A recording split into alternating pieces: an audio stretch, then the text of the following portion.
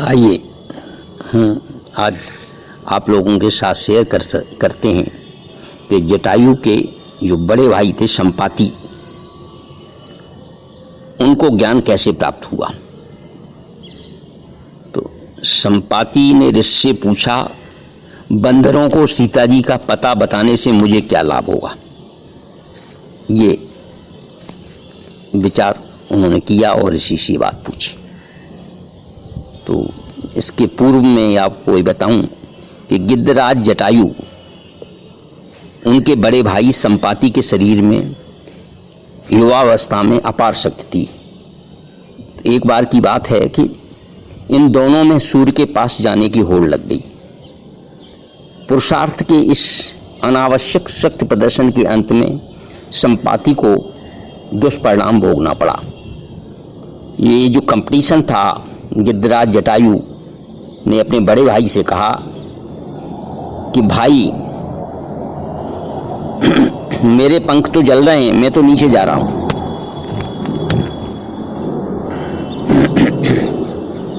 और वे नीचे आ गए, जटायु जो गिद्धराज थे। ऐसा नहीं कि गिद्धराज में पुरुषार्थ की कमी थी। यदि ऐसा होता तो वे सीता जी को अपहरण कर ले जाते हुए रावण की तलवार के सामने जाकर युद्ध करने का साहस नहीं कर पाते। पर वे अपने भाई संपाति की तुलना में अधिक विवेकवान थे, ज्ञानी थे। वे जानते थे कि शक्ति प्रदर्शन के लिए नहीं अपितु सदुपयोग के लिए होती है। शक्ति जो है उसका सदुपयोग करना चाहिए। यही कारण है उन्होंने रावण की तलवार से घायल होने के बाद भी अपने प्राणों को तब तक रोके रखा जब तक कि श्री राम सीता जी को खोजते हुए वहां उनके पास नहीं पहुंचे और उन्होंने सीता जी का समाचार नहीं दे दिया। वे श्री राम को निकट पाकर, उनकी दिव्य कृपा पाकर धन्य हो गए, कृतार्थ हो गए। दूसरी ओर संपाति, इसमें अहंकार की प्रधानता थी। उसकी यह सोच थी यदि मैं लौट गया तो लोग हमारे बारे में क्या कहेंगे। उसकी यही वृत्ति और आशंका ही व्यक्ति को गर्त में ले गई, उसको गर्त में ले गई और प्रत्येक व्यक्ति को गर्त में ले जाती है जब उसको अहंकार हो जाता है। तो संपाति आगे बढ़ता ही चला गया। अंततः सूर्य के ताप से उसके पंख जल जाते हैं, वह पृथ्वी पर आकर गिर जाता है। पंख के बिना, भोजन के अभाव में मृत प्राय संपाति को श्री राम की कृपा के रूप में चंद्रमा नाम के एक ऋषि मिल जाते हैं, जो सारा वृतांत सुनकर संपाति को दिव्य ज्ञान दृष्टि देकर कहते हैं कि तुम्हारे पंख तो इसलिए जल गए क्योंकि तुमने उनका दुरुपयोग किया, पर अभी तुम्हारे पास तीक्ष्ण नेत्र बचे हुए हैं। और नेत्र हैं जो काफी अच्छे हैं, कहना चाहिए। तुम्हारे पास अपने जीवन को धन्य करने का एक मार्ग बचा हुआ है। वो ऋषि कहते हैं, क्या है वह? कि श्री राम की भार्या सीता जी की खोज में बंदर निकले हुए हैं, वे इसी मार्ग से आएंगे। तुम उनको देखकर बता देना कि सीता जी लंका की अशोक वाटिका में अशोक वृक्ष के नीचे बैठी हैं। तो तुम्हारी आंखों का सदुपयोग भगवान की सेवा में हो जाएगा। संपाति ने ऋषि चंद्रमा से पूछा कि बंदरों को सीता जी का पता बताने से मुझे क्या लाभ होगा। तो मुनि ने कहा कि जो ही तुम बंदरों को त्रास और निराशा से मुक्त करोगे, त्यों ही तुम्हारे जो पंख हैं जो जल गए हैं वो निकल आएंगे, पुनः निकल आएंगे। और वही हुआ भी। वे पंख पुरुषार्थ के नहीं, कृपा के पंख होंगे, जिसकी प्राप्ति के बाद असंभव भी संभव हो जाता है। जब सीता जी की खोज में निकले बंदर संपाति की गुफा के सामने आए और निराश होकर कहने लगे कि हम लोगों का जीवन व्यर्थ हो गया है। बंदर कह रहे हैं आपस में, क्योंकि सुग्रीव द्वारा निर्धारित 1 महीने की अवधि में हम सीता जी की खोज नहीं कर पाए। ऐसे में वहां हम लौटकर जाएंगे तो सुग्रीव जी हमको मृत्युदंड दे देंगे और हम भूख प्यास से मर जाएंगे। संपाति ने बंदरों को यह सुर सुना तो उसने सोचा, भगवान की कृपा से मुझे ये इकट्ठे बंदर मिल गए हैं और अगर ये मर जाएंगे तो बहुत दिनों तक इन्हें खाकर हम अपनी भूख की पूर्ति कर लूँगा, क्षुधा की पूर्ति कर लूँगा।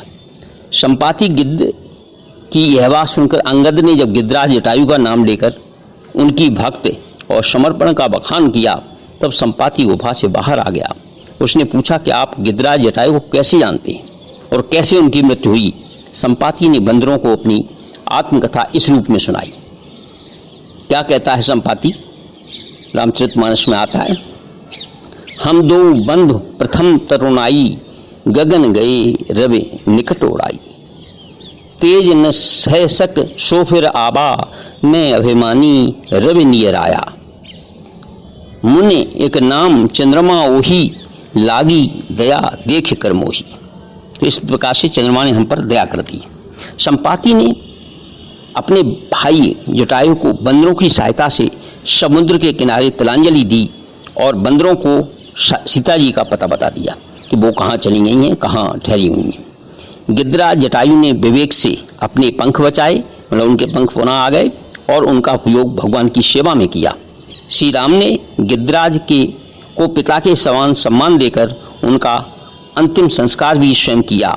दूसरी ओर मतलब गिद्धराज जटायु का यानी कहना चाहिए, वो उनका अंतिम संस्कार स्वयं राम ने भी किया था। दूसरी ओर संपाति ने अहम प्रदर्शन में पंख तो जला दिए, पर सत्संग ग्रहण करके उन्हें ज्ञान हो गया और अपनी दृष्टि का उपयोग कर प्रभु सेवा में किया।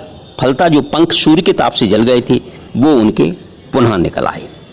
तो इस तरह से पंख निकलने का मतलब है संपाति को ज्ञान हो गया।